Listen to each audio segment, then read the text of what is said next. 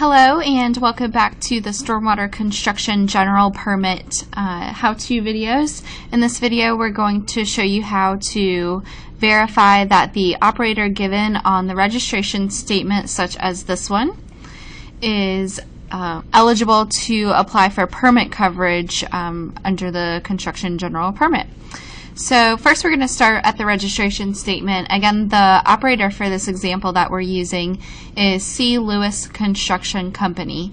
And it states here that they are in Fairfax, Virginia. And in order to check the status of a business entity, you use the SCC or State Corporation Commission or something comparable if it's a business entity in a different state other than Virginia. We're using Virginia as an example though, so I'm going to go ahead and search for C. Lewis Construction. And since I made up this construction company, they do not actually exist in the SCC file.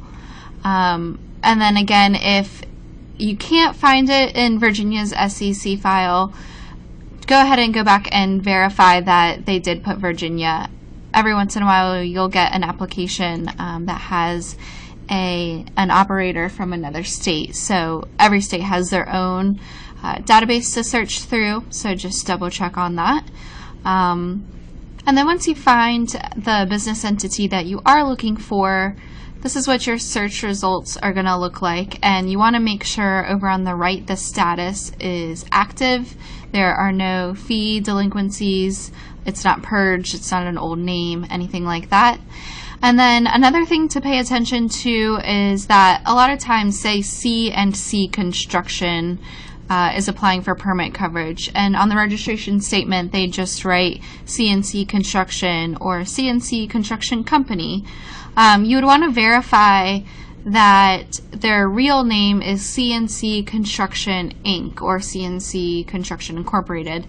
And just to double check and make sure that they are the one that you're looking for, if the names are a little bit different, you can click on it and just verify the address to what's on the registration statement.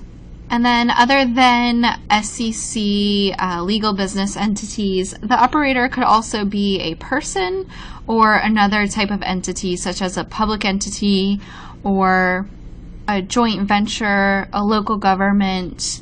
And if it is the person, like a person's name as the operator on the registration statement, that is the same person that has to sign the registration statement down at the bottom. It could also be someone on the board of trustees, such as for a church. Those would all be entities that are eligible to apply for permit coverage. So after you've checked that, just make sure that you have the name of the construction company or business entity as it appears in the SCC file, again following those data entry rules that we went over in the general information entering how-to video previously, and then see how they go into the operator name area right here. And then again, going back to the definitions of an operator and who's eligible to apply for permit coverage, those definitions are given in more detail on the 2 pages following the registration statement. I think they're the line-by-line instructions for filling out that form.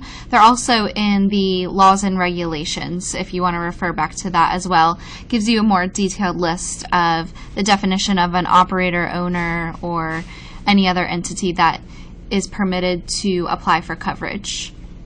So again, we went over entering that operator name, checking the appropriate state's SCC file in the case that it is a business entity applying for permit coverage, or otherwise just checking on the eligibility of the permit application name.